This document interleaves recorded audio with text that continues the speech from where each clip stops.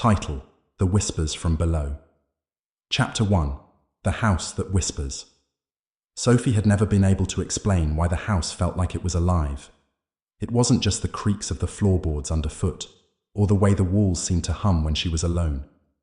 It was something more, an underlying tension that sat thick in the air, like a storm on the horizon. She had always known it was there, even as a child. Her parents would brush it off, calling it old house noises, but Sophie knew better. The house had secrets, dark ones. Secrets that were buried beneath the old wooden floorboards, behind the rotting wallpaper, within the rusted pipes that twisted and turned beneath the house like the veins of some forgotten creature. It was a house that had lived too long, its memories embedded in the very structure, memories that longed to be remembered.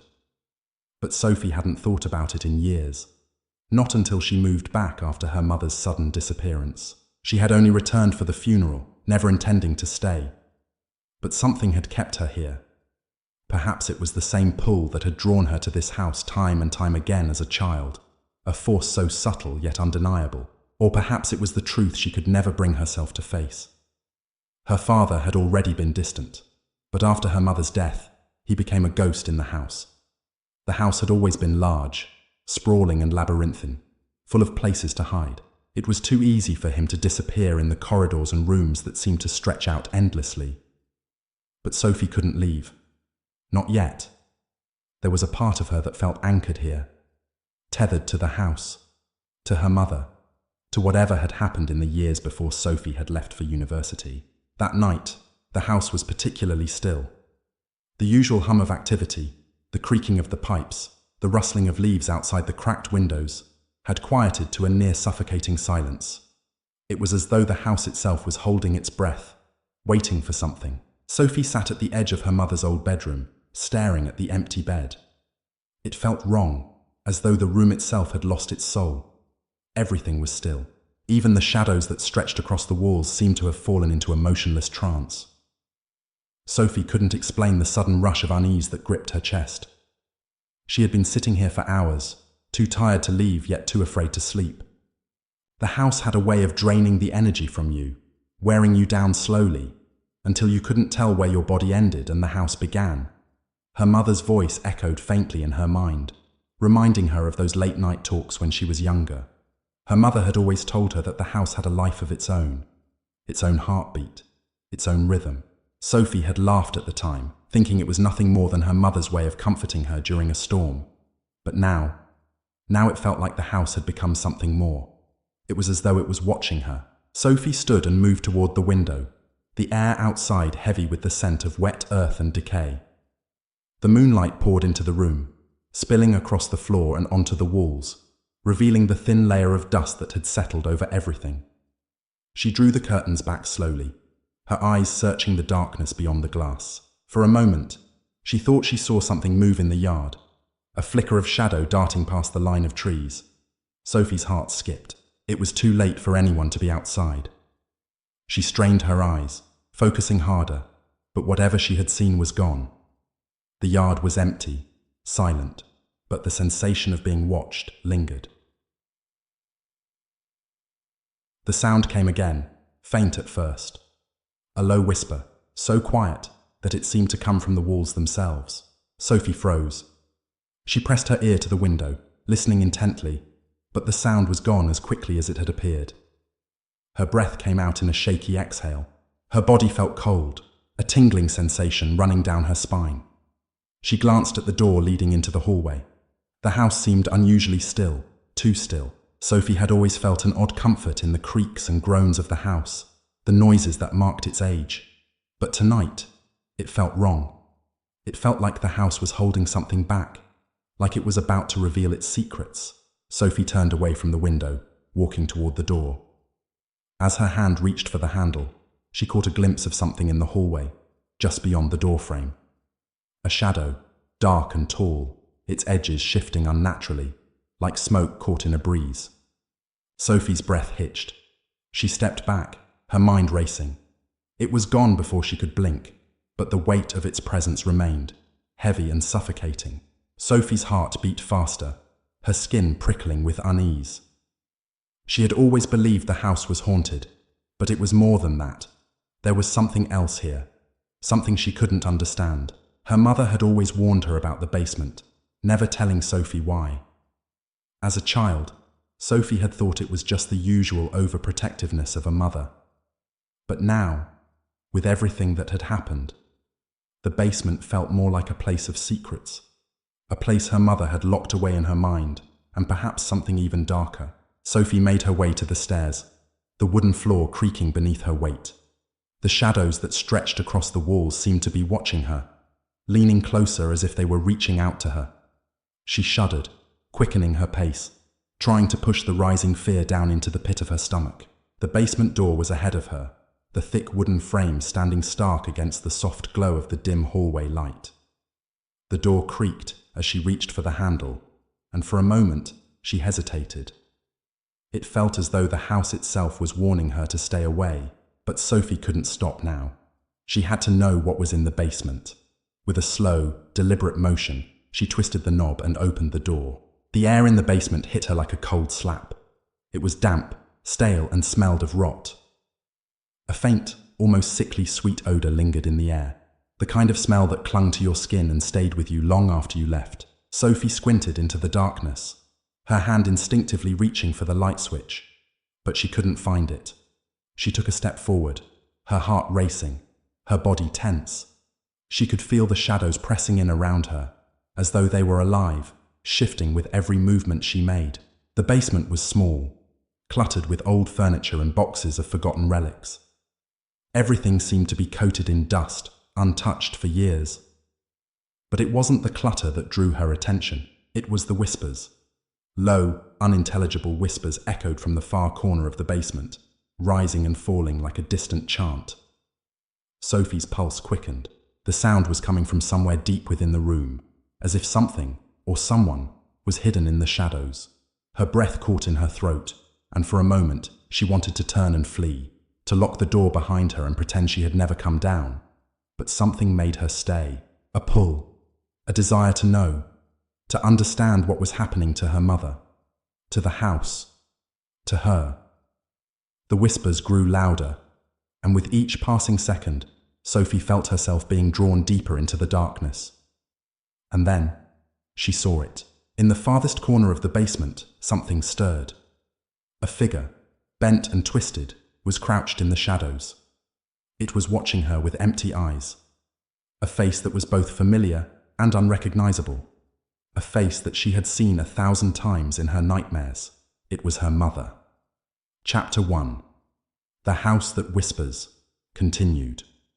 The sight of her mother, crouched in the far corner of the basement, sent a violent shiver through Sophie's entire body. She stood frozen, her mind struggling to make sense of what she was seeing. The figure before her was not her mother. No, it couldn't be. The shape was wrong, twisted, like a distorted mirror reflecting an image that didn't belong. Sophie could make out the sharp outline of what was once her mother's face, but the eyes, those hollow, empty eyes, were not hers. They were voids, dark pits of nothingness, as if her mother's soul had been sucked out and left only an empty shell in its place. The creature, if it could be called that, twitched, its movements jagged and unnatural. The air around it felt heavy, thick with the stench of decay. Sophie's heart pounded in her chest as she took an instinctual step back, her legs shaking beneath her. She was about to turn and run, but then the whispering came again. It wasn't the same unintelligible mumbling from before. This time, it was more distinct, like a voice calling her name. Her name. Sophie? The whisper seemed to crawl beneath her skin, a chilling, caressing voice that sent ice through her veins. It wasn't just her mother's voice, it was a distortion of it, like a recording played on a broken speaker. Sophie could feel the hairs on her arms rise, the weight of the words pressing into her mind. She stepped forward, unwillingly drawn toward the figure in the corner. Every part of her screamed to turn away, but she couldn't. The pull was magnetic, something deeper than curiosity, something primal. Sophie! The voice again, softer this time, almost tender. She swallowed hard, her breath shallow. Her eyes stayed fixed on the figure, watching as it slowly, painstakingly, rose from its crouched position. The movement was jerky, stiff, and unnatural, like something inhuman. Sophie tried to blink away the fog in her vision, but the image before her remained clear. Her mother, or what used to be her mother, was now standing, swaying slightly, its head tilted at an impossible angle. There was something undeniably wrong with the figure. It wasn't just the appearance, but the way it made her feel. The air around it seemed to grow colder, heavier, as if the very room itself was mourning, suffocating under the weight of what had once been. "Sophie," the creature whispered again, but this time the voice came with an added element, a growl that vibrated in her chest. It was as if the voice was trying to claw its way out from somewhere deep inside. The room seemed to close in around Sophie, the walls stretching outward and the floor beneath her sinking into a black abyss. She staggered backward, her legs finally giving way, and she fell to the cold concrete floor with a sharp thud. Her heart was racing, the cold sweat now dripping down her forehead. The whispers grew louder, echoing in her ears, drowning out everything else. With shaking hands, she scrambled to her feet, her eyes fixed on the thing that once had been her mother. The figure took a slow step forward, its distorted feet dragging across the dusty floor, each movement sending another jolt of terror through Sophie's chest. The basement was alive with sound now, the whispers, the shifting shadows, the cold breath of the house itself. The atmosphere was suffocating, thick with an unnatural presence that clawed at Sophie's sanity. Every instinct told her to run, to escape from this place, but the cold grip around her heart kept her rooted in place. She couldn't move, not while the thing in front of her was still alive, still watching her with those hollow eyes. Her mother's figure tilted its head again, slowly, deliberately, as if studying her, as if trying to remember her. And then it spoke again. But this time, the words were not clear. The voice came in fragments, like a puzzle she couldn't put together. "Come down! Here!" Sophie's stomach churned at the sound. Her mother's voice had once been a source of comfort, a gentle tone that could soothe her fears. But now it was a mockery, a twisted parody of the love she had once known. Without thinking, Sophie turned and bolted toward the stairs, her legs moving faster than they ever had before. Her breath came in frantic gasps as she ascended the stairs, her mind struggling to comprehend the horror that was unfolding beneath her feet. She could still hear the whispers trailing behind her, could still feel the presence of that thing lingering in the basement, but she didn't dare look back. Sophie reached the top of the stairs, slamming the basement door shut behind her. The heavy silence that followed was deafening. Her heart hammered in her chest as she leaned against the door, panting for breath. She could feel the coldness in her fingertips, the chill of the basement lingering on her skin like the touch of death itself. She slid to the floor, her back pressed against the door, her knees drawn to her chest. She tried to collect herself, tried to make sense of what had just happened. But the images in her mind, the twisted form of her mother, the way it moved, the way it spoke, refused to leave her. What had she just seen? What had happened to her mother? The questions spun in her mind like a cyclone, but there were no answers. Sophie closed her eyes, trying to block out the images, trying to drown out the whispers that still seemed to echo in the back of her head. But the silence in the house was now oppressive, heavy, thick with the weight of something that lurked just beyond the edges of her consciousness. The house, the walls, the very air around her felt like it was watching, waiting. Sophie could feel the eyes on her, eyes that were not hers, not her mother's. The house had become something else, something alive. She stood up slowly, her body trembling. With a deep breath, she glanced around the hallway. Everything was still, too still. The door to her mother's old room was slightly ajar. A faint light flickered from within, casting eerie shadows along the walls. Sophie's stomach twisted in fear. She knew she should leave. She knew she should get out of this place. But the pull was undeniable. The house was calling to her. With a final glance at the basement door, she made her way toward her mother's room, her steps hesitant and unsure. She didn't know what she was walking toward, only that she couldn't ignore the voice that had been calling her name. As she entered the room, the temperature seemed to drop again, the air growing thick with the oppressive weight of something ancient, something terrible. The room was just as she had left it, the same old furniture, the same cracked wallpaper, But it was no longer a place of memories. It was a prison. A low hum filled the room, like a far-off chant, a sound that seemed to come from everywhere at once. The floorboards creaked beneath her feet, the walls seemed to groan in protest, and the bed that had once been a sanctuary, now seemed like a grave. And in the far corner of the room, Sophie saw it. A figure, hunched over, its back turned to her. It was wearing her mother's clothes, but it was not her mother. It was another whisper, another shadow, another lie. And then, the figure turned. Chapter 2. The echoes of the basement. Sophie had barely slept the night before. The terror she had witnessed in the basement clung to her like an invisible shroud, smothering any hope of finding peace. Every creak in the old house, every shift in the walls, seemed to whisper her name. Sophie's thoughts were a tangle of confusion, fear, and memories she couldn't place. Her fingers trembled as she rubbed her eyes, trying to force the images away. But the vision of her mother, or the thing that had been her mother, lingered in her mind like a dark stain. She had tried to tell herself it was just a nightmare, a trick of the mind after the stress of moving back into the house. But deep down, she knew better. That feeling, that suffocating sensation of being watched, hadn't left her since the moment she'd crossed the threshold into this cursed place. Something was wrong, terribly wrong. And Sophie had a sinking feeling that it wasn't just the house itself, it was her mother. The house had always been old. She had spent countless hours exploring its endless hallways and dusty corners as a child. But this time, there was a sense of wrongness that pressed against her chest. Sophie had never been afraid of the house before.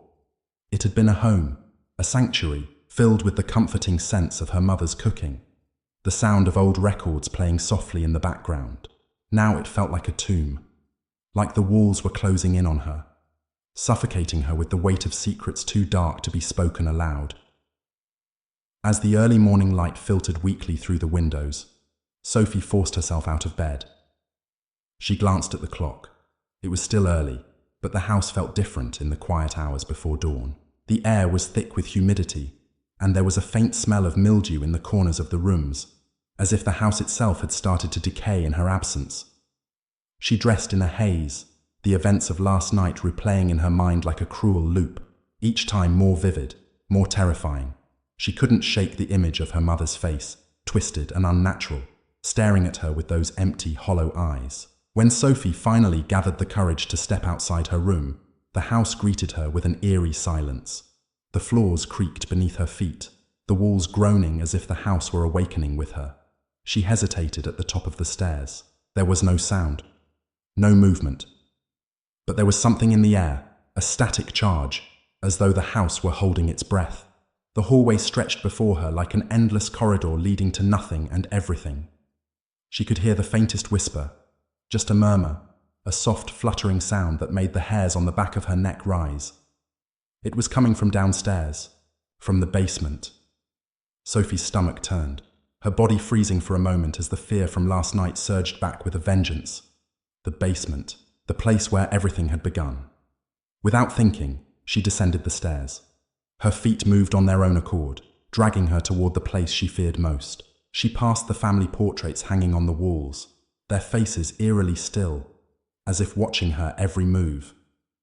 The old wooden stairs groaned beneath her weight, and she gripped the railing, trying to steady herself, trying to block out the overwhelming sense of dread that clung to her. When she reached the bottom, Sophie's eyes locked onto the basement door. It stood ajar, as though inviting her to step closer, daring her to open it. Her heart raced, and she could feel the pulse in her throat, her breath shallow and quick. Every fibre of her being screamed at her to turn around, to leave this place, but she couldn't. Not now. She had to know what had happened. She had to understand what had become of her mother. As her fingers brushed the door handle, a sudden thought struck her. Was she really ready for this? Was she ready to face whatever lay beyond the door, whatever horrors had taken root in this house? The uncertainty gnawed at her, but the pull was undeniable. Sophie had to know. She had no choice. She pushed the door open, and the creaking sound echoed through the empty house, sending a wave of unease through her. The basement was darker than she remembered, the shadows stretching long and deep. The air was cold, and the faint smell of rot hung heavy in the air, mingling with something far more disturbing. A metallic tang, like the scent of blood. Sophie stepped inside, the floor beneath her feet slick with dampness. Her footsteps echoed in the silence as she moved deeper into the basement, her eyes darting around, searching for anything out of place. The shelves that lined the walls were coated with layers of dust, the old trunks and boxes forgotten in the corners. But it was the far corner of the room that caught her attention. A faint light flickered from beneath a pile of old blankets, casting strange, contorted shadows on the walls.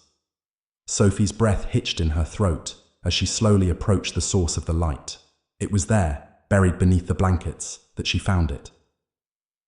A small wooden box, ancient, worn with age, but intricately carved. The craftsmanship was beautiful, almost hypnotic, the carvings twisting around the surface like vines, curling and uncurling. There was something undeniably otherworldly about it. The moment Sophie touched it, she felt a pulse, a jolt of electricity that ran up her arm, sending a sharp shiver through her body. It was as though the box were alive, as though it had been waiting for her. With trembling hands, Sophie lifted the box, her heart pounding. She knew she shouldn't open it. She knew better than to tempt whatever dark force lay within. But the lure was too strong. She couldn't resist. She had to know. Her fingers brushed the lid, and it creaked open, revealing the contents inside. At first, Sophie couldn't make sense of what she was seeing. There were scraps of old paper, yellowed and brittle, covered in strange symbols that seemed to dance in the flickering light. Alongside the paper, there was an old photograph, faded and worn. Sophie's breath caught in her throat as she stared at the image. It was a picture of her mother, but it wasn't the woman she remembered. No, this was different. The woman in the photograph had the same hollow, empty eyes that Sophie had seen in the basement. And then, there was something else, something far more unsettling. A small key, wrapped in a strip of blackened cloth. It felt cold in her hands, and the moment she touched it, a shudder ran down her spine. There was no denying it now. The key was linked to whatever was happening in this house, to the horrors lurking beneath its floorboards. Sophie's mind raced. The whispers in the basement seemed louder now, almost deafening, as though they were coming from the walls themselves. The temperature in the room had dropped again, and Sophie could see her breath misting in the cold air. She had to leave. She had to leave now, but the whispers kept calling her. They were louder, more insistent. Sophie! It was her mother's voice, or at least, what used to be her mother's voice. It wasn't a comforting sound anymore. It was a command, a summons. Sophie stumbled backward, clutching the box to her chest. Her vision blurred, and she had to force herself to breathe. She needed to escape, but there was no way out, no easy path forward. The basement had become a prison. The walls seemed to close in around her, and the air grew thicker, suffocating her. The last thing she heard before the world went black was the sound of a door creaking open somewhere deep within the house. It was followed by the unmistakable sound of footsteps, slow, deliberate steps that echoed through the corridors, heading straight for her. Chapter 2. The Echoes of the Basement continued. Sophie's mind swirled as she stood in the middle of the basement, clutching the small wooden box tightly against her chest. The air around her seemed to thicken, the temperature dropping precipitously, almost as if the walls themselves were breathing. The whispers, barely audible at first, had grown louder, rising like a murmur from beneath the floorboards, crawling under her skin. Sophie. It was her name, unmistakable in the soft, guttural voice that echoed through the basement. The voice was neither comforting nor familiar, but something darker, more insistent. She could feel the pulse of something, an invisible force, vibrating through the box, through her body, and into the marrow of her bones. The steps coming from somewhere in the house, slowly, methodically, closer. Sophie's breath hitched. She staggered backward, her eyes darting frantically to every shadow, every movement in the dim light. The basement felt like a trap now, a pit of suffocating air that made her feel as though the walls themselves were pressing in on her. The weight of her own heartbeat was the only thing she could hear clearly, the thrum of fear pumping through her chest. Sophie, Come closer, the voice called again, but this time it wasn't just the voice, it was a presence. Her feet rooted to the floor.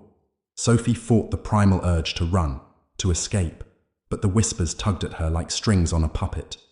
They seeped into her thoughts, clouded her judgment. She couldn't think straight. Was this really happening? Or was it some twisted dream? A nightmare from which she couldn't awaken? She tried to remember the things her mother had told her over the years about the house, about the basement, the old family secrets hidden in the walls. Her mother had always been evasive when it came to the house's history, quick to change the subject when Sophie was younger, and now Sophie understood why. There were things in the walls that should never have been uncovered, and now she had found them. The key, the photograph, the symbols. Her hands shook as she looked down at the key wrapped in the blackened cloth.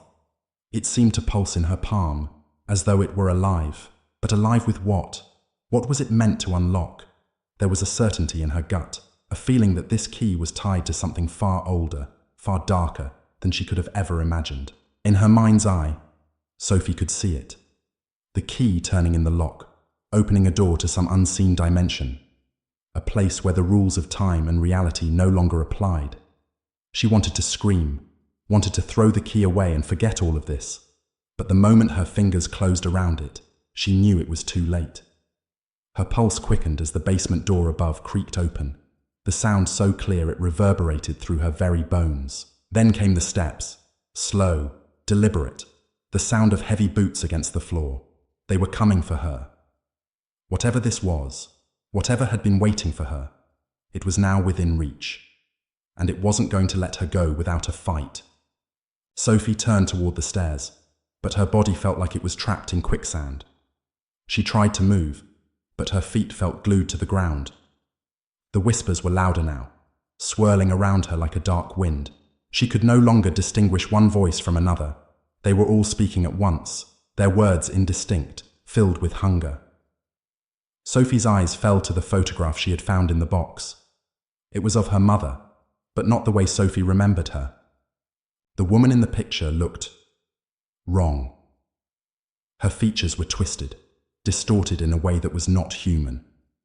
Her eyes were dark, black holes that seemed to stare through Sophie, as if she were staring into something unholy. There was a coldness in the air around Sophie now, one that made her shiver involuntarily. Suddenly she felt something, no, someone, close behind her. It wasn't just a presence. It was a physical weight, like a shadow pressing against her, urging her forward. Her body refused to move. She couldn't breathe. She could feel the breath of whatever was behind her against her neck, cold and rotten, the scent of decay and mildew almost suffocating. Sophie! It was her mother's voice again, but the tone was different now, hollow, like something was being sucked out of it. Come closer. You're not alone, my dear. Sophie's heart hammered in her chest, and her eyes darted around the room, trying to make sense of what she was experiencing. She needed to escape, but her body refused to obey. Every movement felt slow, like wading through thick mud, every breath harder than the last. And then, out of the corner of her eye, she saw something that made her blood run cold. The farthest corner of the basement, the one she hadn't paid much attention to before, seemed darker, as though the shadows themselves had gathered there, swirling together like a vortex. Sophie's vision blurred, and as the air grew colder, she could swear she saw something move. Not in the way the air moved or the shadows shifted, but in the way something alive shifted, something that shouldn't have been alive. The whispers grew louder, rising in volume, in pitch, until they were a deafening cacophony. They merged into a single voice, one that Sophie could no longer ignore, no matter how hard she tried. Sophie! The voice stretched, echoing off the walls. We've been waiting for you. Sophie turned her head slowly, her eyes wide in terror. In the corner, she saw it. Her mother, but not in the way she remembered. The woman standing there, if you could call it a woman, was something monstrous, something wrong. Her face was twisted, eyes sunken, skin stretched too tight, mouth open in a silent scream, but no sound escaped. The shadows danced around her like writhing snakes, twisting in time with the slow, labored breath that came from her rotting body. The air was thick with the stench of decay, and Sophie felt the bile rise in her throat. But the thing that had been her mother moved forward, its skeletal hand reaching out towards Sophie. The fingers were long, too long, and they flexed unnaturally, scraping against the floor as if they were desperate to touch her. Sophie screamed. She screamed as though her very soul was being ripped from her chest, her voice a primal wail of terror that echoed through the basement, bouncing off the walls, filling every crevice. But even as she screamed, she could feel the cold hand inching closer, the rotten fingers just inches away from her face. Her legs finally gave out. She collapsed to the ground, the box slipping from her fingers, clattering to the floor. The key fell out, rolling to a stop in front of her, its metal gleaming in the faint light. The thing that had been her mother loomed over her, blocking out everything else. Sophie's breath was ragged, her heart pounding in her chest. Sophie. The voice was a hiss now, serpentine, full of venom. Come. With me. The last thing Sophie saw before the darkness consumed her was her mother's face. But this time, there were no eyes. There was nothing but darkness, a suffocating, endless void where her eyes should have been. And then, everything went black. Chapter 3. Whispers from the other side. Sophie awoke in a cold sweat, her body trembling uncontrollably. Her vision was blurry, and her head throbbed with a dull, incessant pain. She was no longer in the basement. Instead, she found herself lying on her bed, tangled in the heavy, musty blankets. For a moment, she thought it had all been a dream, an awful, nightmarish vision that had no bearing on reality. But when she tried to sit up, the room spun violently, and she collapsed back onto the mattress, clutching her chest. Her breath came in ragged gasps, her heart hammering as though it had been put through some kind of terrifying trial. It was real. It was all real. Her mother, that thing, had been there. Sophie had seen it, felt it, touched it. The air in the basement had been thick with something she couldn't name. Something ancient, vile, and hungry. The image of her mother's grotesque, twisted form was burned into her mind like a scar, seeping into every crevice of her thoughts. Sophie could still smell the rot, taste the decay in the back of her throat. She had to know what was happening. She had to understand what had been unleashed in that house. But how? She pushed herself up slowly, her legs unsteady beneath her. Her feet found the cold floor, but they seemed disconnected, as if they were not her own. The house was unnervingly still. The usual creaks and groans that came with an old home were muted, as though the house itself had taken a breath and was holding it. Sophie froze, her heart skipping a beat. There was something wrong. The silence wasn't normal. The house, it, was watching. The photo, the key, the box. Sophie's eyes darted around the room, and then, as if compelled by some unseen force, she stood up and walked towards the desk. Her hand trembled as she picked up the small wooden box that had caused all this madness. It seemed heavier now, its presence more oppressive. She could feel something thrumming inside it, like the beating of a heart, a pulse just beneath the surface. With shaking hands, Sophie set the box down, staring at it for a long moment, before she reached inside and pulled out the photograph. She hadn't wanted to look at it again, hadn't been able to. But now, the compulsion to understand was too great. The woman in the picture, her mother, was younger. Her face had been soft, kind even, a stark contrast to the things Sophie had seen in the basement. But even then, the eyes, those eyes, they were cold, too cold, as though something had already been buried inside her, waiting to wake. Sophie shuddered and flipped the photo over. The back was covered in dark ink, something written in a hurried, almost frantic hand. She could barely make it out, the words scrawled in an unfamiliar script. A feeling of dread crawled up her spine as she recognized a few of the symbols. They were the same as the ones in the basement, the ones on the key, the ones that had been drawn in the air as the whispers surrounded her. Sophie. The voice was a whisper, soft, chilling. It wasn't her mother's voice. She spun around, but the room was empty. The door to her bedroom was still closed, the same silence pressing against it, suffocating everything inside. There was no one here. no one except for the thing that had followed her from the basement. The whispers intensified, and the temperature in the room plummeted. A cold wind blew through the cracks in the windows, sending a shiver down Sophie's spine. Her breath formed a mist in the air, and she hugged herself tightly, trying to hold back the rising panic. The feeling of being watched, of being surrounded, grew overwhelming. "Sophie," the voice came again, clearer this time. It was still distant, but it was close enough now that she could feel the words brushing against her skin like a cold finger. "Come to me."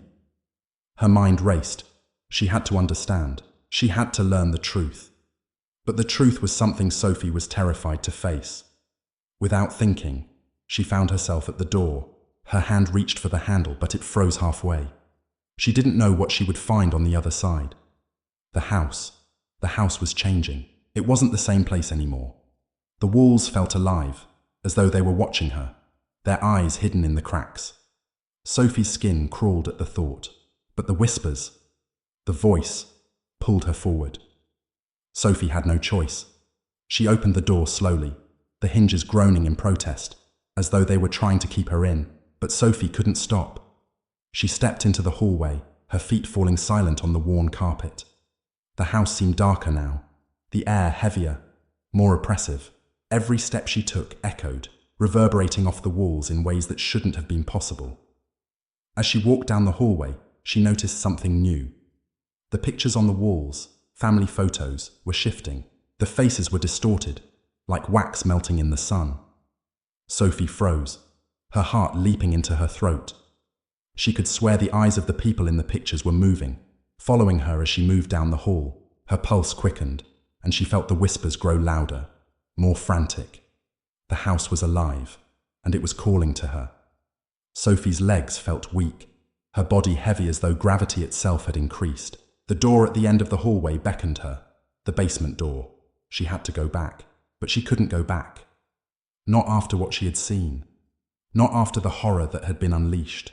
The whispers stopped. Dead silence. And then came the knock.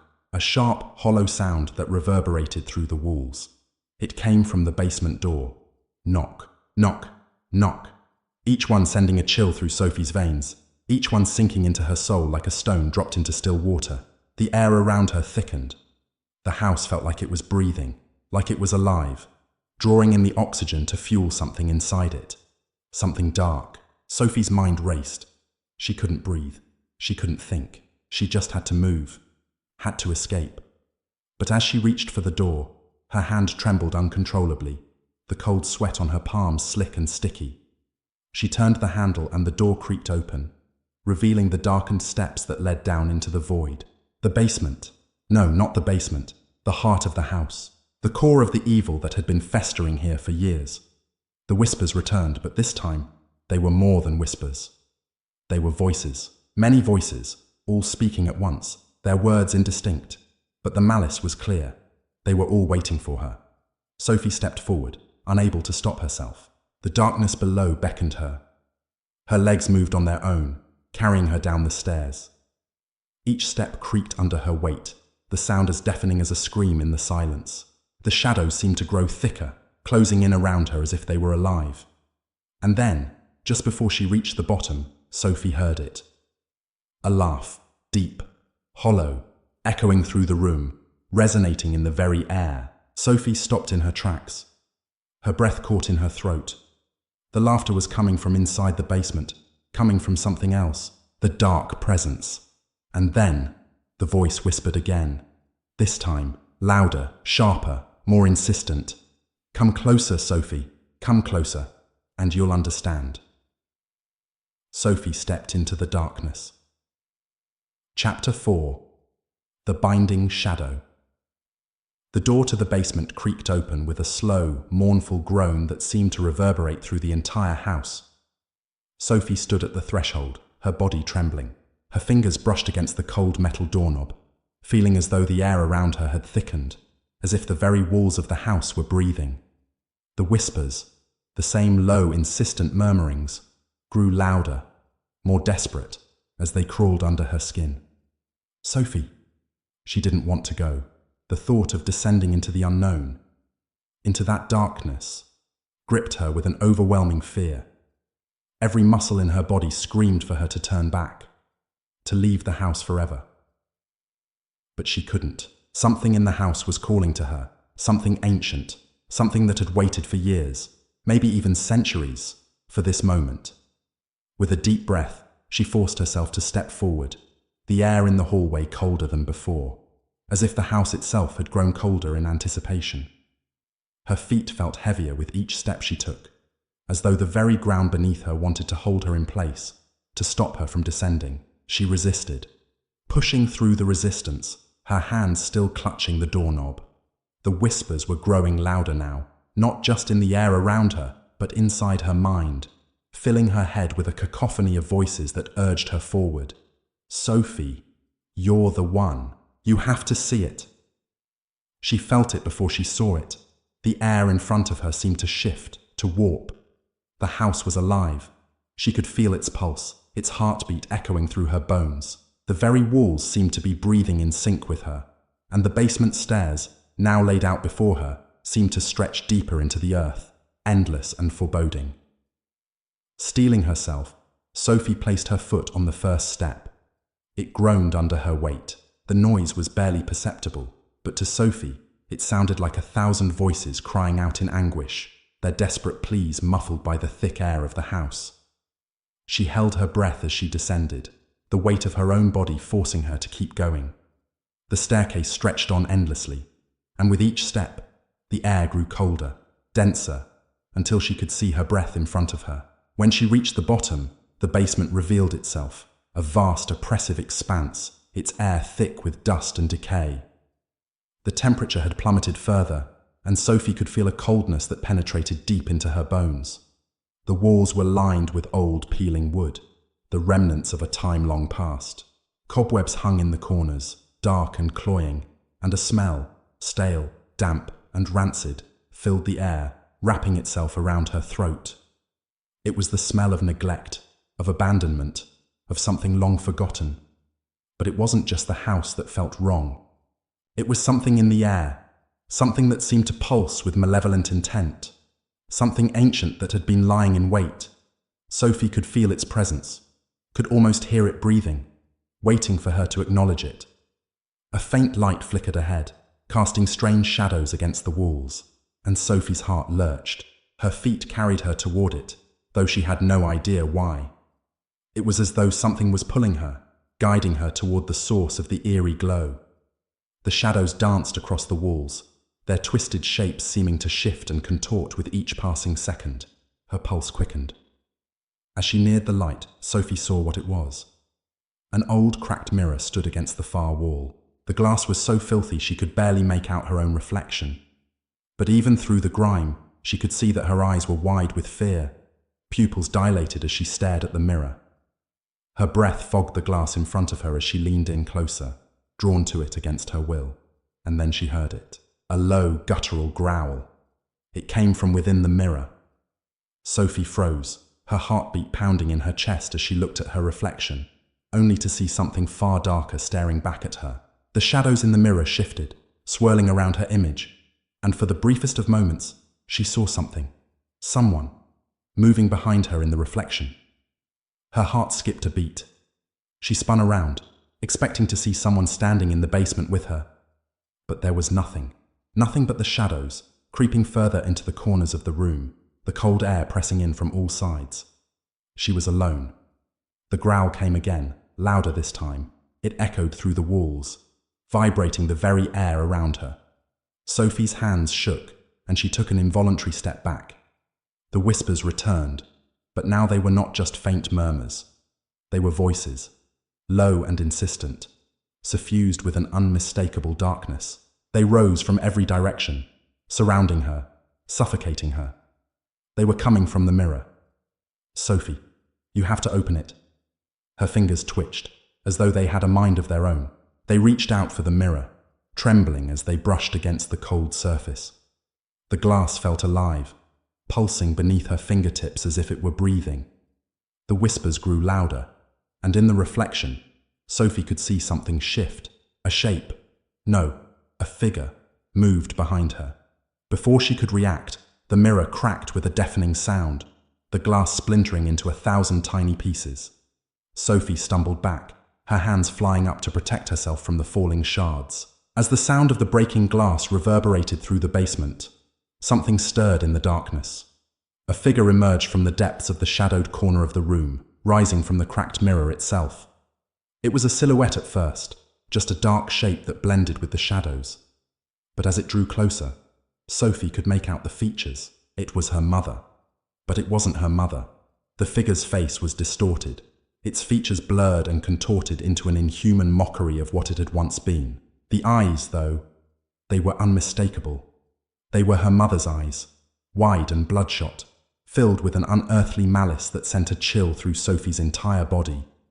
"Mom," Sophie whispered, her voice barely audible, lost in the weight of her own terror. The figure didn't answer.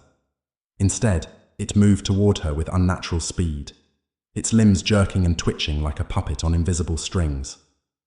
Sophie tried to back away, but her feet felt rooted to the ground, unable to move. The figure's smile spread, a grotesque, twisted grin that was neither sad nor kind, but filled with an unholy satisfaction. "Join me," the figure whispered, the voice now unmistakably her mother's. The voice was dry, hollow, and unearthly, devoid of all humanity. "It's time to come home." Sophie's heart pounded in her chest, her pulse deafening in her ears, as she finally managed to break free from the figure's hold on her. She turned and ran, stumbling over the uneven floor, her hands outstretched for balance. The air in the basement was thick now, choking, as if the very room was closing in around her.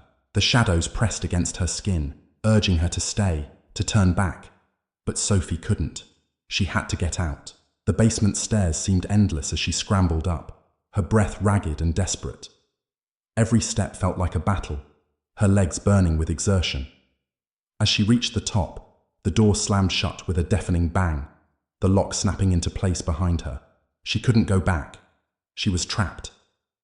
Sophie pressed her back against the door, her heart still racing. The images of the thing, her mother, still haunting her vision. The whispers had stopped, but the silence that followed was just as terrifying. It was as if the house was holding its breath. "Sophie," the voice came again, soft, faint, but unmistakable. It was her mother's voice, but this time it was different. It was not an invitation. It was a command. "You can't escape." The air around her grew heavy once more, and Sophie realized with sickening certainty that the house had claimed her. There would be no escape. Chapter 5. The Echo of Despair. Sophie sat in the corner of her room, the shadows of the house pressing in on her like a physical force. Her mind was a storm of confusion, fear, and a creeping sense of inevitability. What had she seen in the basement? What was that thing? Her mother, or something that looked like her? The image of her distorted face, twisted in grotesque mockery, flashed before her eyes. She could still hear the voice, that horrible whisper, calling her name over and over. "You can't escape," it said. She hugged her knees tightly to her chest, rocking back and forth, trying to make sense of it all. The whispers had stopped, but the silence was unbearable. The house seemed to be holding its breath, waiting for something. Sophie didn't know what that something was, but she knew it was coming.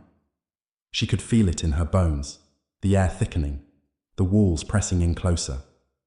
Her eyes darted nervously to the window. Outside, the moon hung low in the sky, casting long shadows across the front yard. The night seemed endless, stretching out in all directions like a black void. Sophie hadn't left the room since she'd slammed the door behind her. The house was alive with a malevolent energy, and every creak of the floorboards, every whisper of wind through the cracks in the walls, felt like it was directed at her. She couldn't stay in this room forever. Sophie had to find a way out, but the house felt like a trap, a labyrinth with no exit, no way to escape. It had a pull on her, a gravitational force that made it impossible to leave.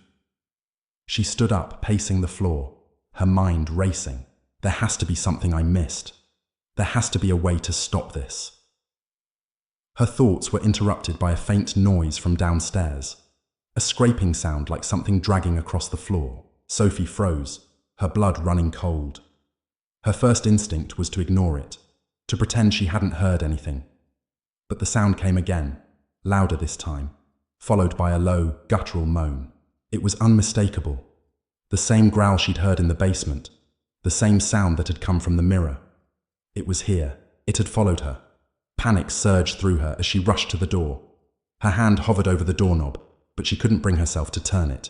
Every fibre of her being screamed for her to run, to escape. But the thought of going downstairs again, facing whatever waited in the dark, was enough to paralyze her. She had already seen what was in the basement.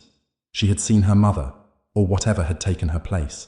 She had seen the thing that was waiting for her, and it was not done with her yet.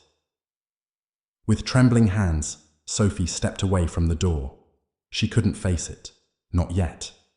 Instead, she turned to the small desk by the window. There, hidden under a pile of old books, was a leather-bound journal. It had been her mother's. Sophie had found it a week ago, buried beneath stacks of papers in the attic. She hadn't looked at it yet, too afraid to uncover the secrets it might hold. But now, in the desperate silence of her room, she felt compelled to open it. She hesitated for a moment, the air in the room growing colder.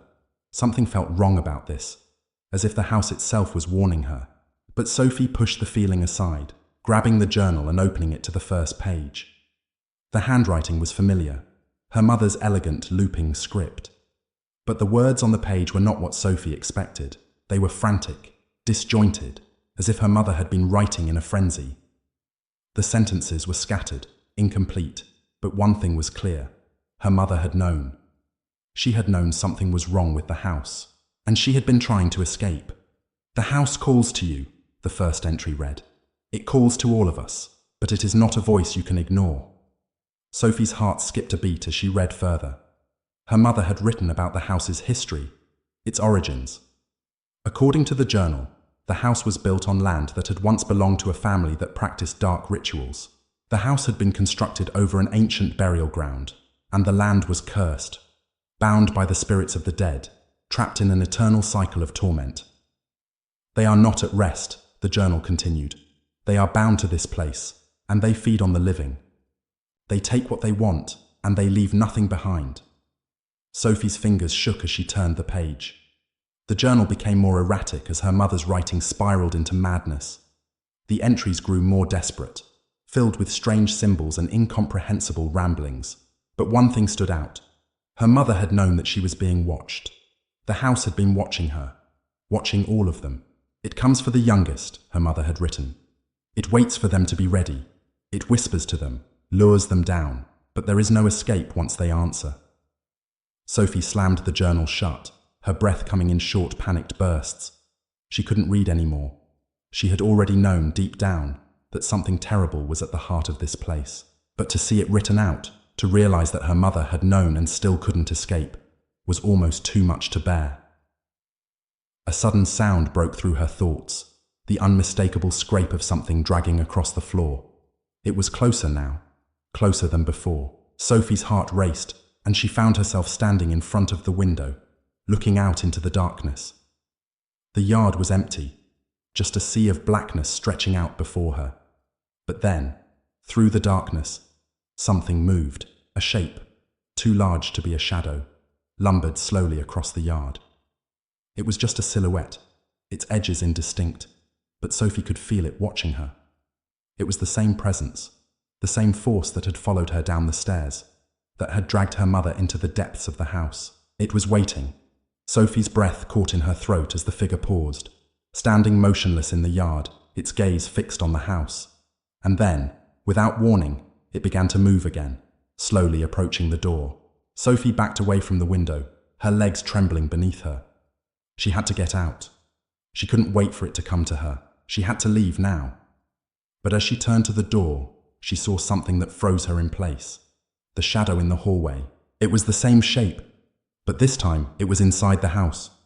It was standing at the foot of the stairs, waiting, watching. Sophie's body went cold with terror as she realized what was happening.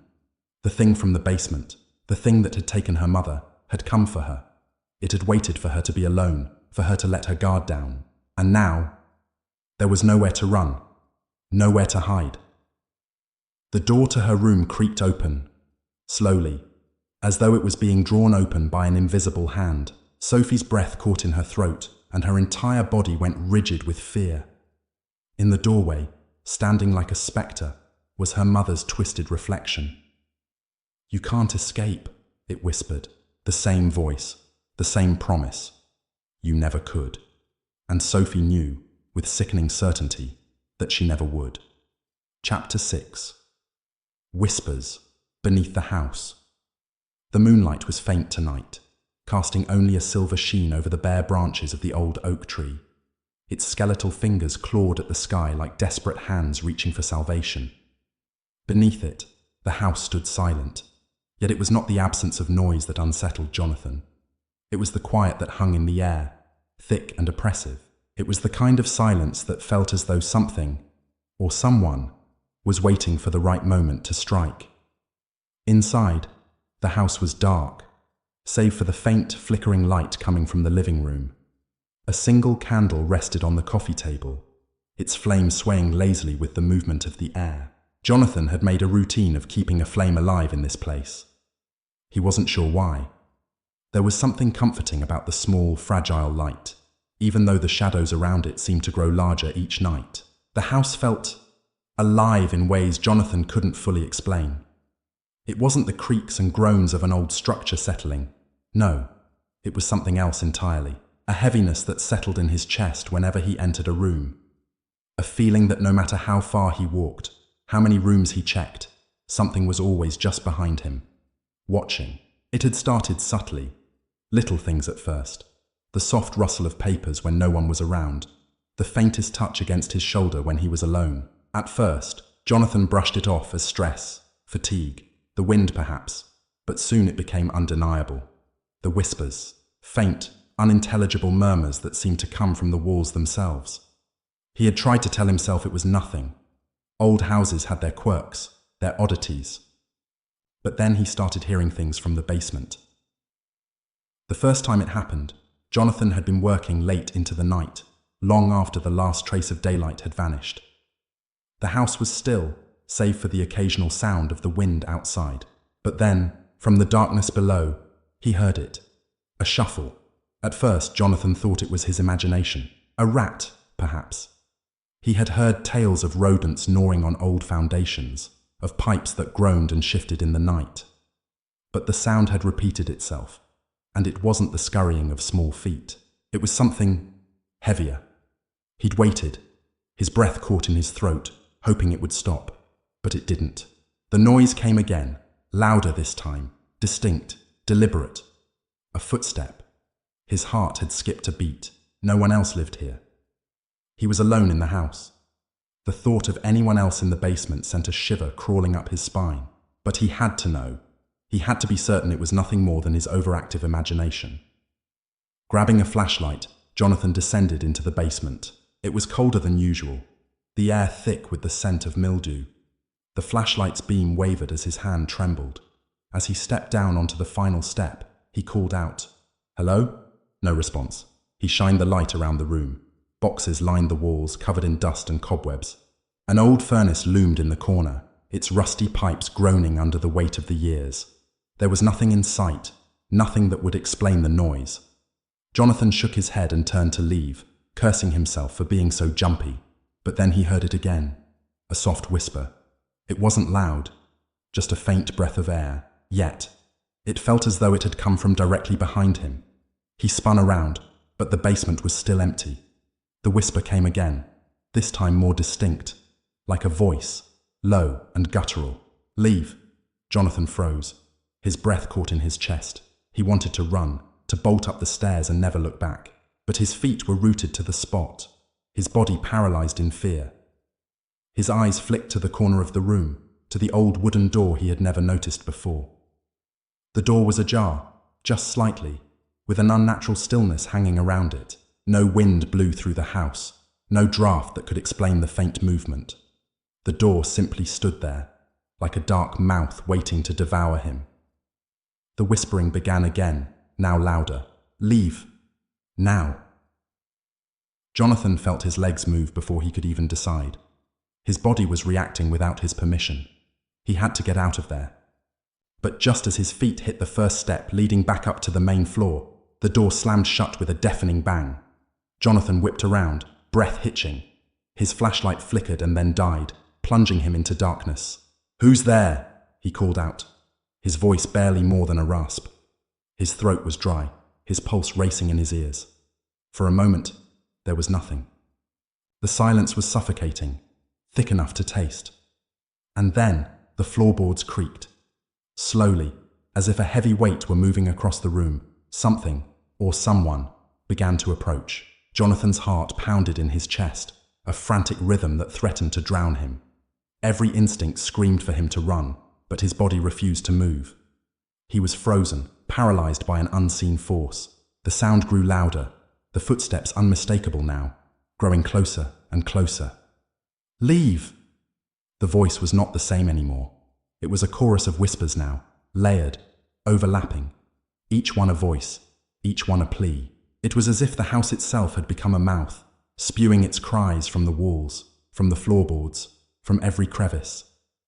Jonathan's head was spinning, his thoughts fragmented, swirling in the chaos of the voices. He tried to scream, but no sound came out.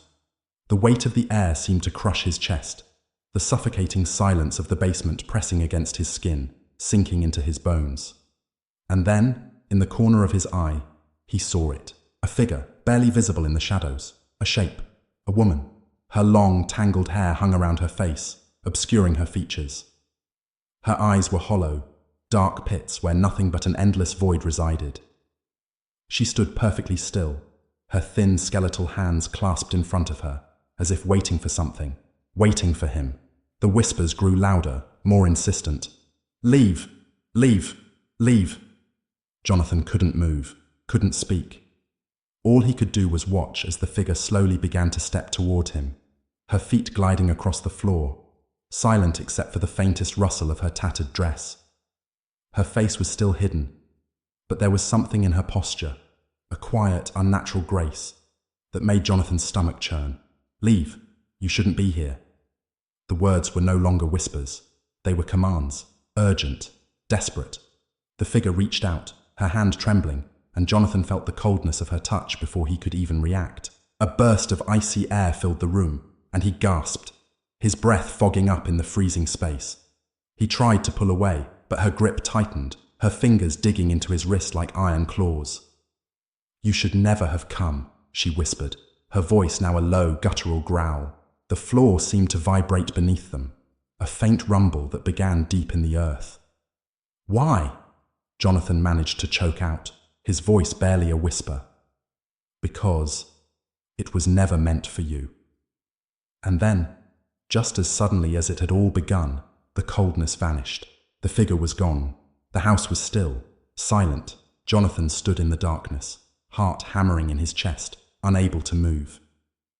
He didn't know how long he stood there, trembling in the void.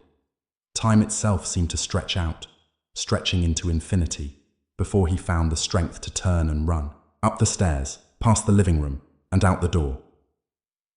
He didn't stop until he was outside, gasping for air in the cold night.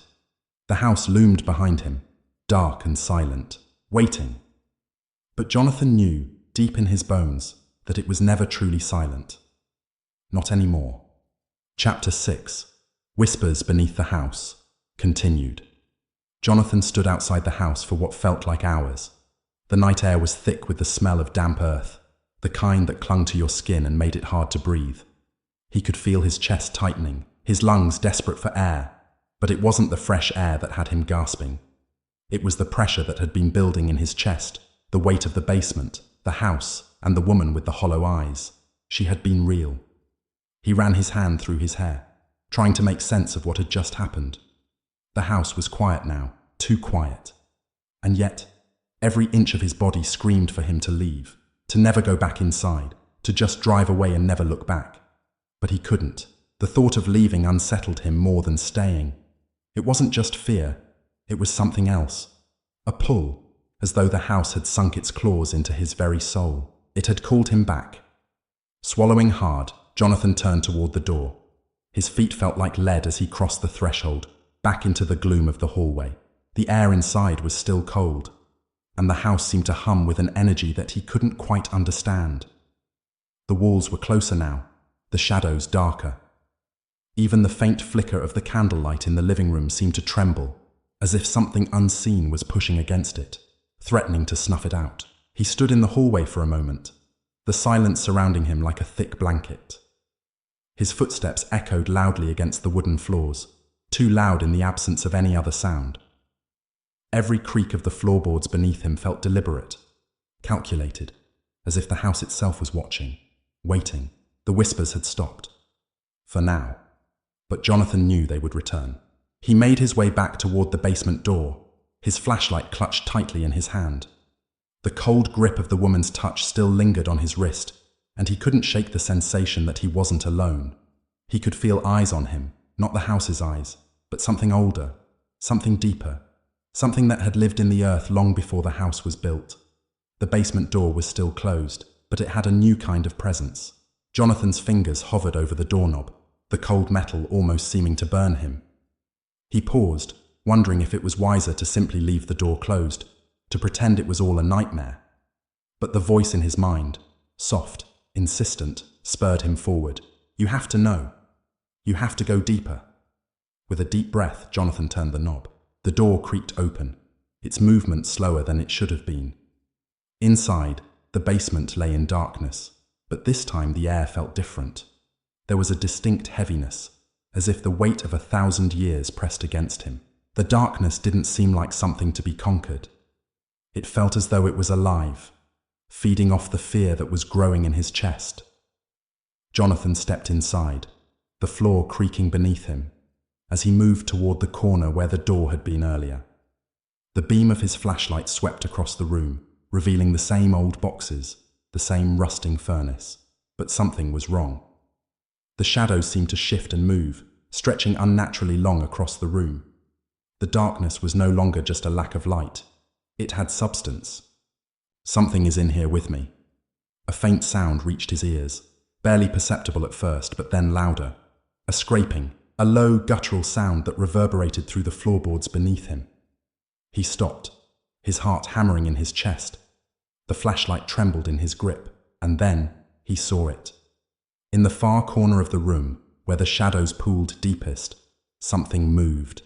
It wasn't the familiar shuffle of a rodent or the rustle of old newspapers.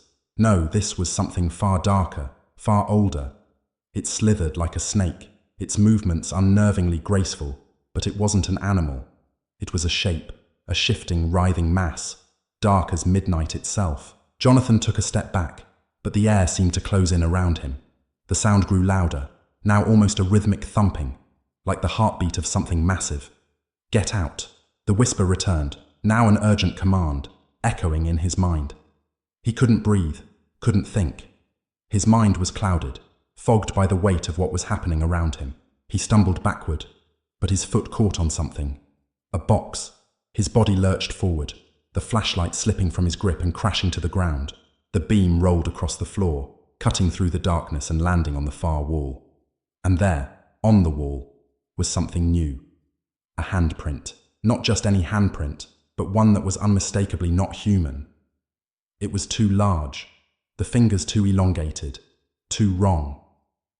The skin around the print looked like it had been burned into the surface, like the wall itself was recoiling from the touch. The darkness around it seemed to pulse in time with the beat of his heart, as though it was alive, as though it was aware. Jonathan's breath caught in his throat. He couldn't move, couldn't look away. The handprint was calling to him, pulling him closer despite every fiber of his being screaming to run. His feet moved involuntarily, drawn toward it. The whispers had grown louder now, a cacophony of voices, too many to count, each one a pleading, a begging, a warning. You should have stayed away. The voice was unmistakable. It was the woman, the one who had appeared in the shadows before. Her presence was heavy, suffocating, filling the room with a tension that made it hard to think, hard to breathe. Jonathan reached for the handprint, his fingers trembling as they hovered just inches from the cold, scorched wall. It was like an electric charge, something beyond simple fear.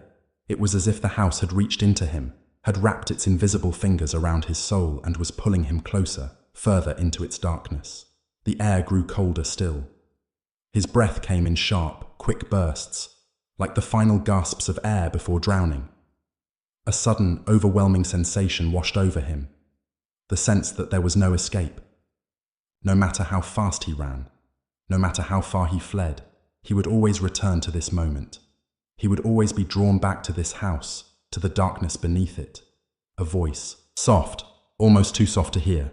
"You are mine." Jonathan recoiled, his body jerking away from the wall as though he had been burned. But it was too late.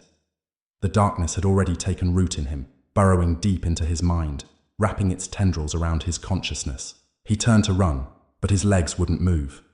His body had become paralyzed, rooted to the spot. Every muscle in his body screamed for him to escape, but it was like he was trapped in a nightmare, unable to wake. The scraping noise started again, louder this time, closer. Jonathan's eyes darted around the room, desperately searching for any way out. His heartbeat thundered in his ears. The cold was unbearable now, seeping into his bones, turning his blood to ice. The shadows seemed to stretch toward him, their edges jagged, like claws reaching for him.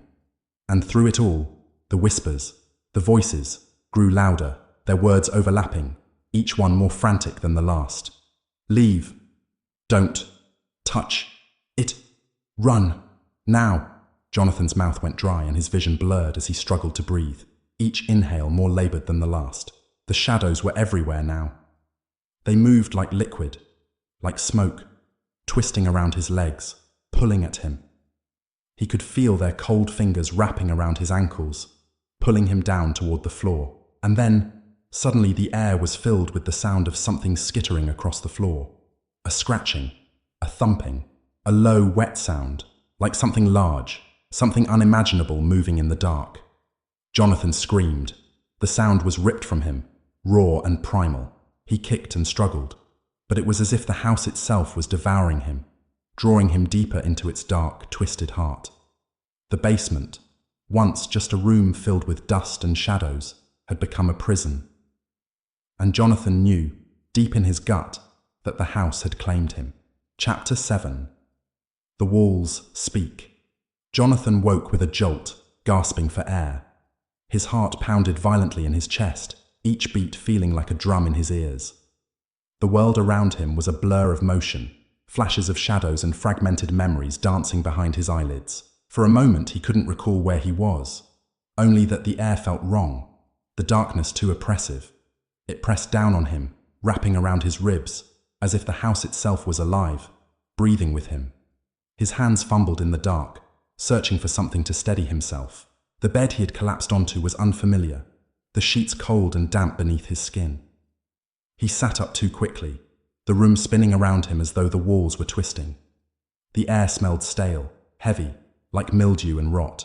He was still in the house, still trapped.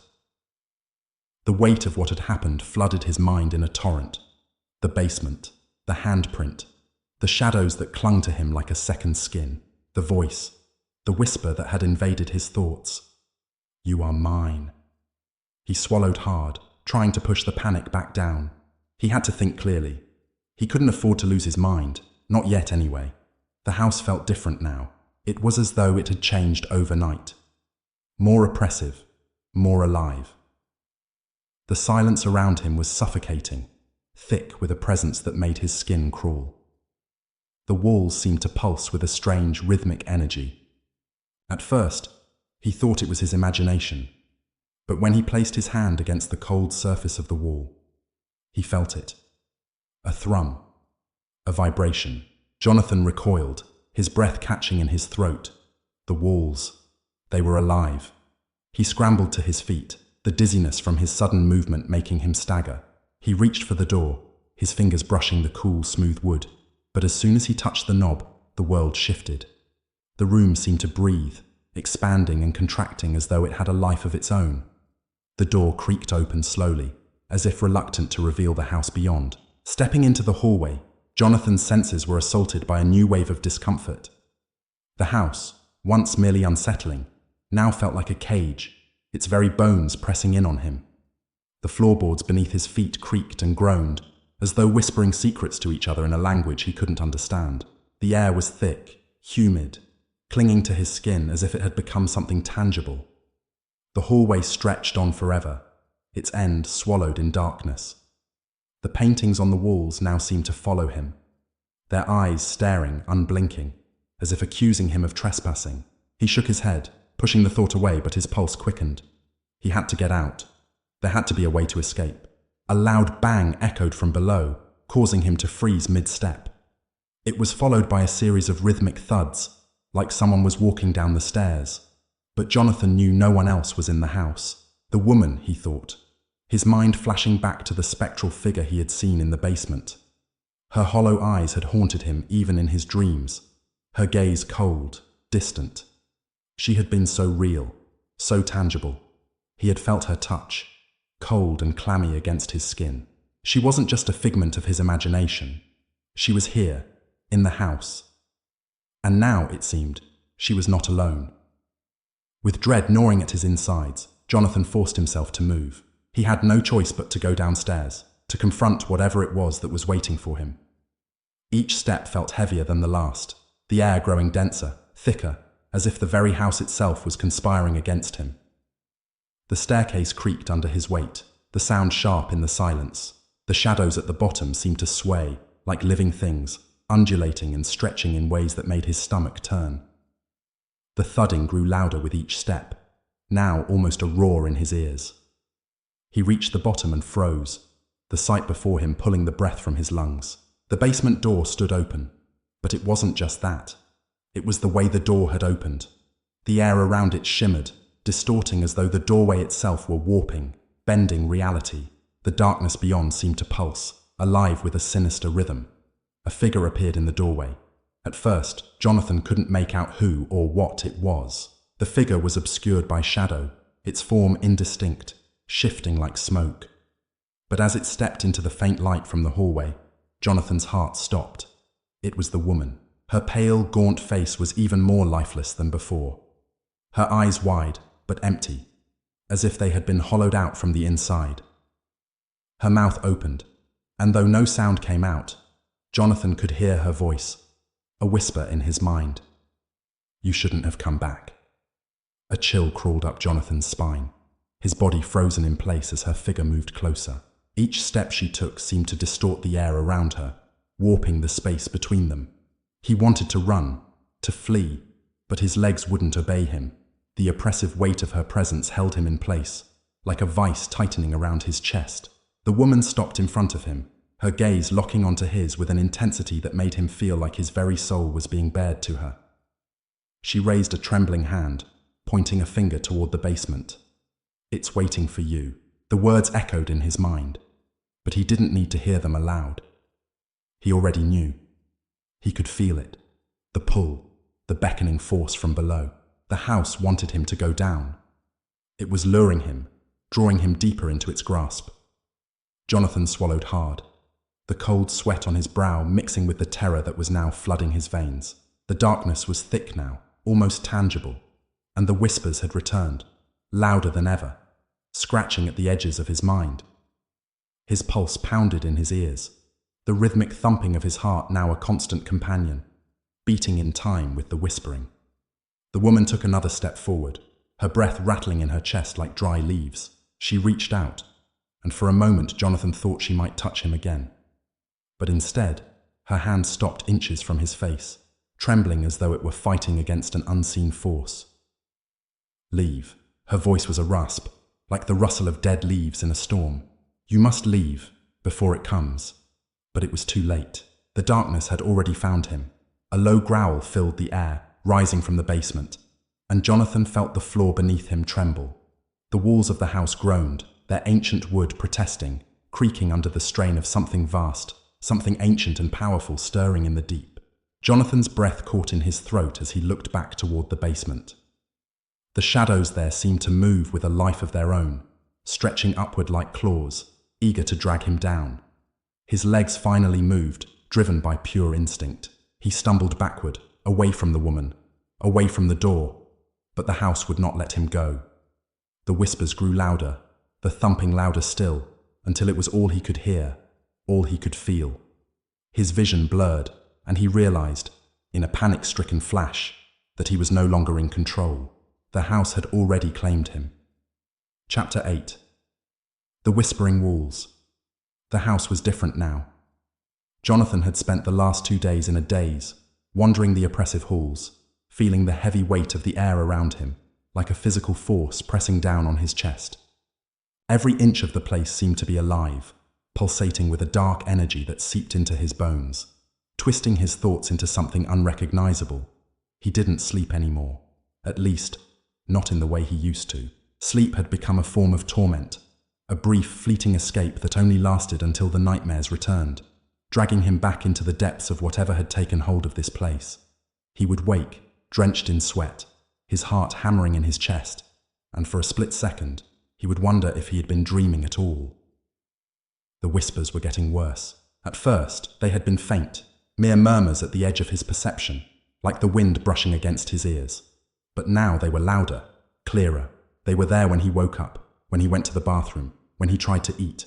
Voices low and guttural, curling around his thoughts like tendrils of smoke, filling his head with things he didn't want to hear. Come closer, Jonathan. You can't escape. The walls are waiting. He tried to ignore them, tried to shut them out, but the more he resisted, the more insistent they became. Sometimes the voice was that of the woman he had seen in the basement, her hollow, unblinking eyes staring at him through the darkness. At other times, the voice was lower, deeper, like the rumble of a distant thunderstorm, filled with malice and hunger. Each time the whispers grew louder, the house responded. The walls seemed to breathe, their wooden panels creaking and groaning like old bones shifting in the wind. The floors would tremble, and the air would become thick with an oppressive weight, making it difficult to move, to think. It was as if the house itself was alive, feeding off his fear, growing stronger with every passing moment. He knew he couldn't stay here much longer. The idea of leaving, of escaping, was becoming a distant fantasy, something he clung to, like a lifeline in the middle of an ocean. The house was holding him in place, its unseen hands wrapping around his mind, his body, its presence so overwhelming that even the thought of leaving was unbearable. But where would he go? The front door was locked, and it wasn't just locked in the usual sense. No, it was as if the door had become part of the house, fused with its walls, an unbreakable barrier that mocked him with its simple existence. He had tried once to pry it open, but when he touched the knob, it had burned his fingers, and a cold, malevolent laugh had echoed through the hallway, filling his mind with horror. There was no escape, and the whispers, they weren't just voices, they were thoughts, ideas that wormed their way into his mind, clawing at his consciousness until he could no longer tell where his own thoughts ended and theirs began. You are ours, the voices whispered. You belong to us now, Jonathan. Forever. The walls were closing in on him, and he was beginning to understand that they had been watching him all along. The house had never been empty. It had been waiting, biding its time until it could claim him completely. That afternoon, the house revealed something new to him, something he hadn't expected. He had been pacing the hallways again, his feet dragging, the weight of exhaustion pressing down on him like a vice. He had been trying to make sense of everything, trying to understand what was happening, when something caught his eye. A small crack in the wall. It had been there before, a slight imperfection that he hadn't paid much attention to, but now it was different. It was wider, and something behind it seemed to move. Jonathan approached cautiously, his heart thudding in his chest. His breath came in shallow gasps as he pressed his fingers to the crack, feeling the coldness seep through his skin. He could hear something, scratching, shifting, as if something was trying to get out. He recoiled instinctively, but the noise continued, a low, scraping sound that seemed to vibrate through his bones. Suddenly, without warning, the crack widened, and Jonathan stumbled back in horror as a dark, blackened hand shot through the gap. Its fingers were long and twisted, like gnarled branches reaching out to grab him. The nails were jagged and sharp, yellow with age, and they scraped against the wall with an eerie screech. Jonathan's heart nearly stopped as the hand twisted in mid-air, and from the shadows of the crack came a voice, low and hissing. We're coming for you, Jonathan. We've always been here. With a scream that echoed through the house, Jonathan backed away, his mind reeling. The hand withdrew, and the crack sealed itself shut, leaving nothing behind but the echo of that chilling whisper. He ran to the staircase, his legs shaking beneath him. His mind was no longer his own. The walls were speaking now, speaking to him, calling to him. He could hear them, feel them, the soft murmurs pressing in on him from every direction. As he ascended the stairs, the walls seemed to close in tighter, the space becoming more and more suffocating. The house was shrinking, becoming a prison, and with every step he took, he could feel the house's grip tightening. "Come closer," the whispers urged. "Come to us, Jonathan. You belong to us." The hallway stretched before him like a labyrinth, each door now a dark, menacing portal into the unknown. The doors were no longer places of refuge. They were entrances to places he dared not visit, and yet he felt himself drawn to them, as if some invisible force was pulling him in, urging him to open them. He reached for the nearest door. His fingers were cold and trembling, but he couldn't stop himself. It was as if the house was forcing him to do it, pushing him forward into the darkness that lay beyond. The door creaked open with a groan, and Jonathan stepped inside, his heart hammering in his chest. The room was empty, but it wasn't. There was something wrong with it, something off-kilter. The air felt thicker here, as if the room itself were alive, suffocating him with its weight. The walls were lined with old, yellowed wallpaper, peeling at the edges. There was a faint smell, like decay, like something long dead. And then he saw it. In the far corner of the room, something moved. A shadow, long and twisted, stretched across the floor. Jonathan froze. His breath caught in his throat. The shadow seemed to grow, elongating and twisting, as if it were reaching for him. "It's here," the whispers hissed. "It's waiting for you." Jonathan turned, his mind screaming for him to run, to get out. But the door slammed shut behind him with a deafening crash. The room was now pitch black, the only light coming from the faint glow of the dying candles on the windowsill. His heart raced, his pulse throbbing in his ears. He wasn't alone. There was something in the darkness with him, and it was coming for him. Chapter 9. The Awakening of the House. Jonathan's mind had reached the point of collapse. Days had melted into one another, indistinguishable and suffocating. Each hour stretched endlessly, as if the very fabric of time had begun to unravel inside the house, warping reality into something twisted, inescapable.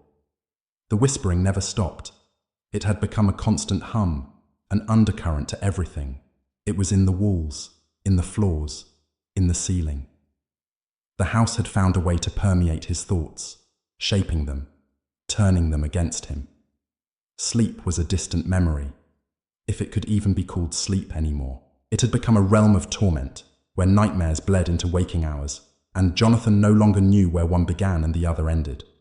The house, he realized, was feeding off his fear. It knew his weaknesses, his deepest insecurities, and it had begun to exploit them with surgical precision. "You cannot escape us, Jonathan. We are here to stay." The voice, no longer a whisper but a low, throaty growl, echoed through his skull, rattling his brain as it clawed at his sanity. His eyes flicked toward the walls, expecting them to twitch, to move, to reveal the truth he had been avoiding for so long. He had tried to convince himself that it was all just in his head, that the things he heard, the shadows that twisted in the corners of his vision, were mere figments of his overactive imagination. But the house was not just in his head. It was inside him, infecting him, changing him. Every corner of the house held its secrets, secrets that were now clawing their way to the surface. Jonathan's footsteps were slow, deliberate, as he walked down the long, narrow corridor. The air around him felt dense, suffocating, as if the walls were closing in, pressing down on him. His mind was fuzzy, a haze that refused to lift. He had tried to rationalize the events that had unfolded in the past few days. The cracking walls, the whispers, the shadows that moved without reason. But none of it made sense. None of it could be explained. The house was alive, and it had been waiting for him. The door at the end of the hallway loomed in front of him, its frame warped, splintered like the rest of the house.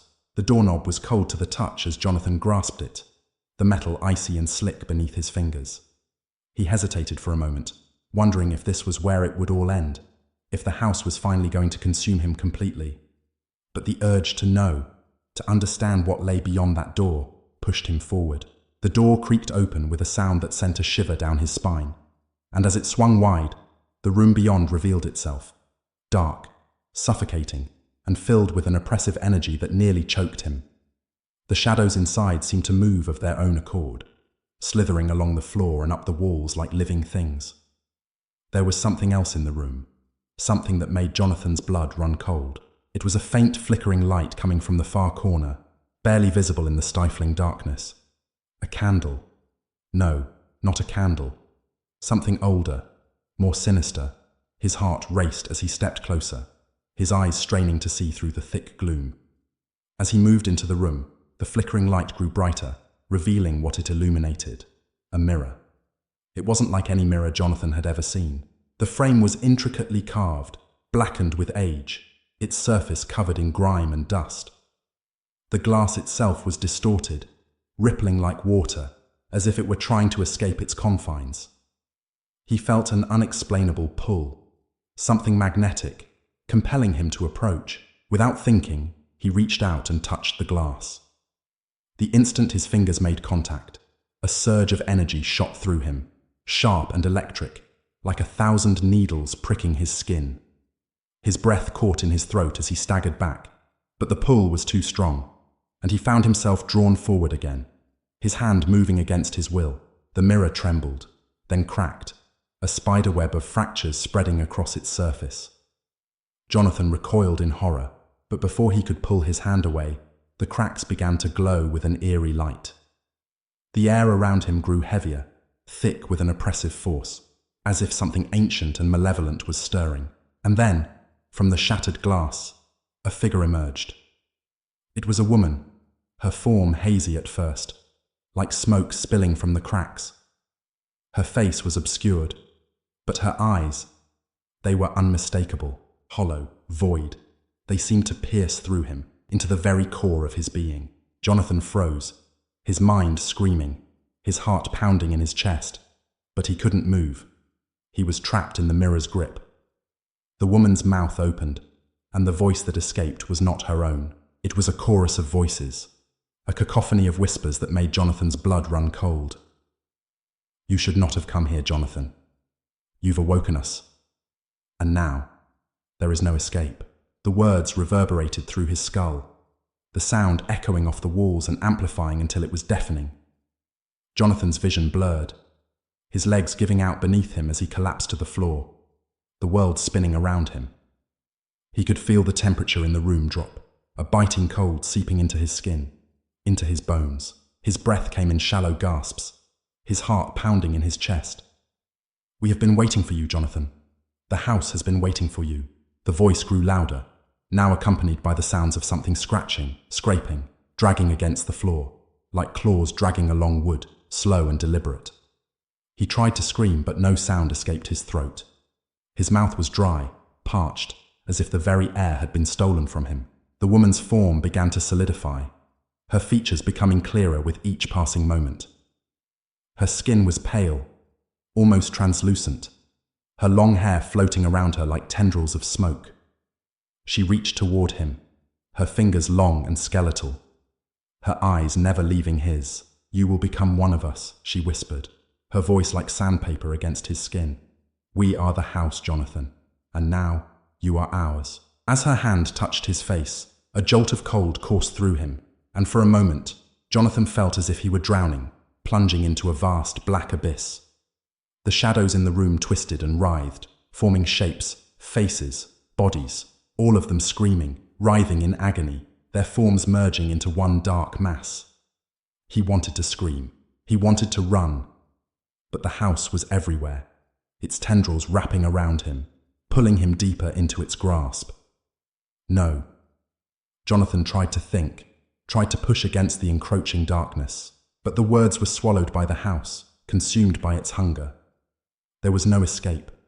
The woman's hand tightened around his face, her nails sinking into his skin. Jonathan's vision darkened as the last shred of his will was torn from him, replaced by the cold, unyielding presence of the house. Welcome home, Jonathan. Chapter 10. The Convergence. Jonathan's mind flickered between consciousness and a strange, half-dreamlike state. His body felt heavy, suffocating, as though the air itself had become thick with an unseen weight. Every movement was sluggish, as if the very fabric of reality had been distorted and stretched thin, holding him captive within its tangled web. He tried to scream. He tried to move, to fight the unrelenting cold that had taken root inside him. But his limbs refused to obey. His eyes flickered open, and he saw the woman again, her features sharp and ghostly, her long, pale fingers curled around his face. Her eyes gleamed with an unnatural hunger, her lips curling into a smile that sent a chill crawling down his spine. "You are not real," he thought desperately, his mind screaming for a way out. "This is just a dream." But the shadows were too strong now, pulling him deeper into the abyss of the house's terrible embrace. He had been here before. The walls, the floor, the oppressive air, all of it had become so familiar, so suffocating. It was no longer a house, it was a prison, a living thing that fed on the terror of those trapped within it. The woman's grip tightened, her fingernails digging deeper into his skin. Her mouth moved again, though her words seemed to echo from all around him, as if the house itself had spoken them into his very soul. "You cannot escape, Jonathan. We are eternal. We have always been here." The walls seemed to pulse around him, shifting and distorting, as if the house itself were breathing. He could hear the low hum of whispers, faint but growing louder, swirling around him like a tornado of fragmented voices. The words were indistinct at first, but gradually they coalesced into something recognizable. The house. The house is eternal. You belong here. Jonathan's heart pounded in his chest, his breath shallow, but his mind was now clearer, more focused than it had ever been. The realization hit him like a sudden shock, a cold, dreadful clarity. This wasn't just a house. This wasn't some random place of suffering. This was something older, something far more sinister than he could have imagined. The house was alive, alive in a way that no mortal being could understand. His mind flashed to the legends he had read in old, forgotten books. Stories of cursed houses, of places where time itself broke down, where the very walls soaked in the despair of those who had walked its halls. But he had never believed them, never thought it could happen to him. Now, trapped in the suffocating grip of the house, he realized the truth. The house had chosen him, and it would never let him go. The woman's smile twisted even further, her lips curling into a grin that stretched unnaturally wide. Her eyes gleamed with a malevolent light, burning into him. She had been waiting for him. The house had been waiting for him. "You were always meant to come here, Jonathan." The words echoed in his head, reverberating through his skull like a drumbeat. "We are connected now. You are a part of us." And then, as if summoned by her words, the house responded. The floor beneath him groaned and shifted, and Jonathan's body was jolted upward. His limbs moved without his command, as if the house itself had taken control of him.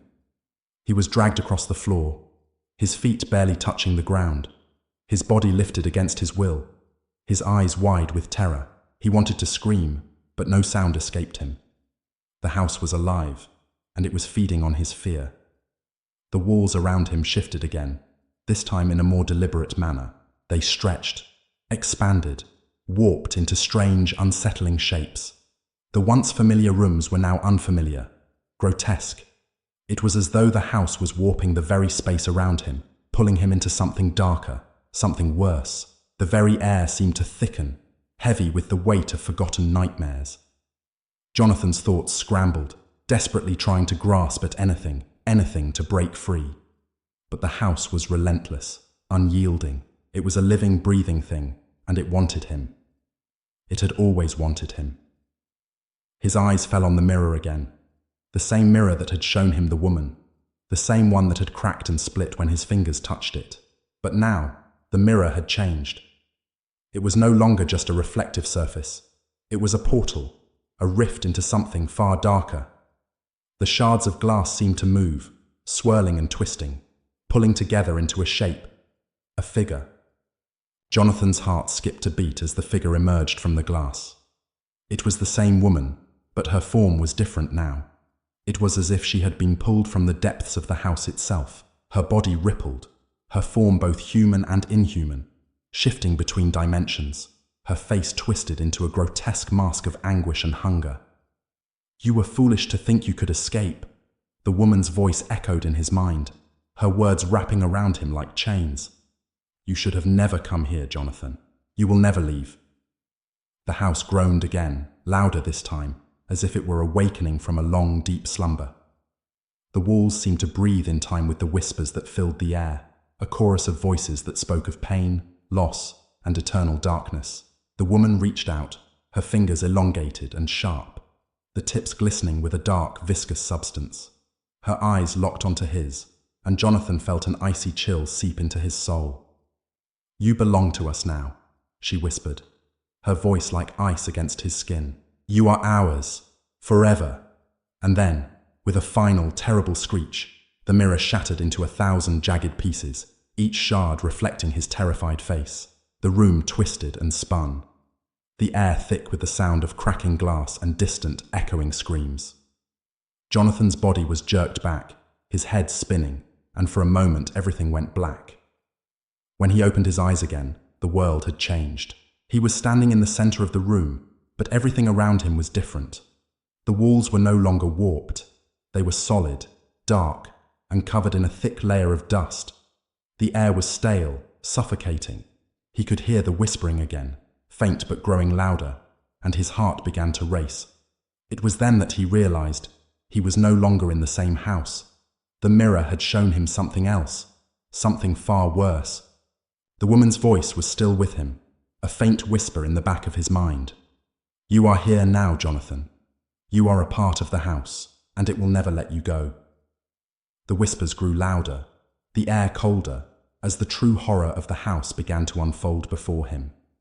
The walls trembled, and the shadows in the corners of the room seemed to twitch with life. The house had claimed him. He was no longer a visitor, he was part of it now, and it would never release him. In Chapter 10, the full scope of the house's malevolent power is revealed. Jonathan's fight for survival reaches its climax as he is consumed by the house, trapped within its ever-changing, twisted space. The boundaries between the real world and the supernatural blur, and the horror deepens as the house's grip tightens. The woman, a terrifying manifestation of the house's dark force, reveals the grim fate that awaits Jonathan. Let me know if you'd like to continue expanding or explore other elements of the story. Awan mini ban jan noi. Viet loi ket chokakao. Truyen ChatGPT jan noi.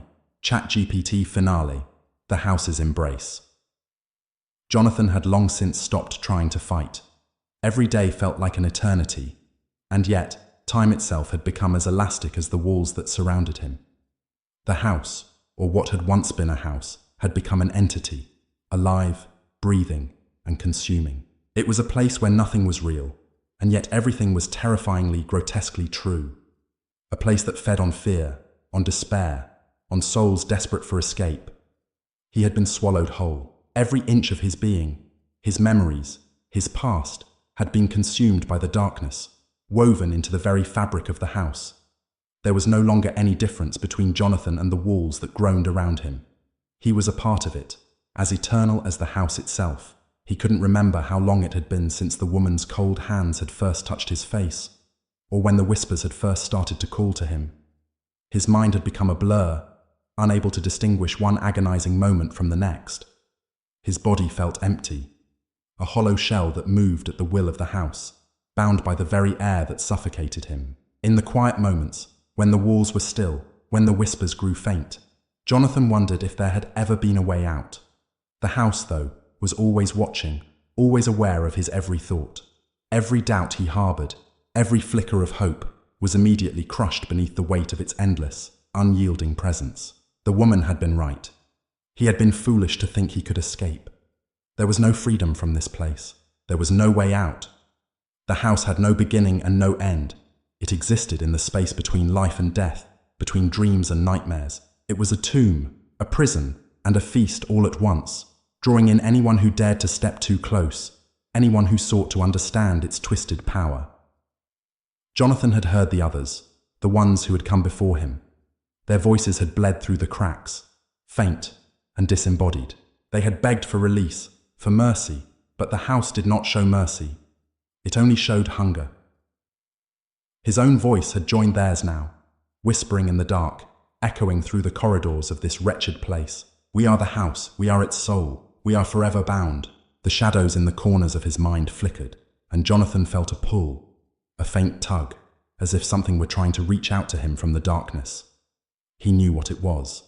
It was her, the woman, or rather, what she had become. She was the house's voice, its face, its will, and she had been waiting for him all along.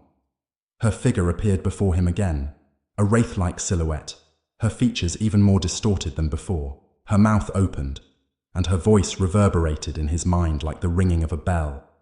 You are home now, Jonathan. Her smile was cold, knowing, as if she were the gatekeeper to a place that existed beyond the borders of life, beyond the borders of time. A place where the living and the dead merged together in eternal torment. Her touch was familiar now, as if he had always known it, always felt it. It was a part of him, a part of the house. You were never meant to leave, she continued, her voice soft, almost tender, as if she were comforting him. You were meant to be a part of the house, Jonathan. We are one. We are eternal. Jonathan tried to look away, but his eyes were glued to her, unable to escape her gaze. There was no fear left. There was only the terrible understanding that he had become what he feared the most, a part of the house, bound to its unyielding curse. The shadows closed in around him, the whispers growing louder until they filled his mind, drowning out all other thoughts. The walls creaked, groaned, and then fell silent. The house had won. It had claimed him, just as it had claimed so many before him. And as he drifted deeper into the void of the house's heart, Jonathan understood, at last, the true meaning of eternity.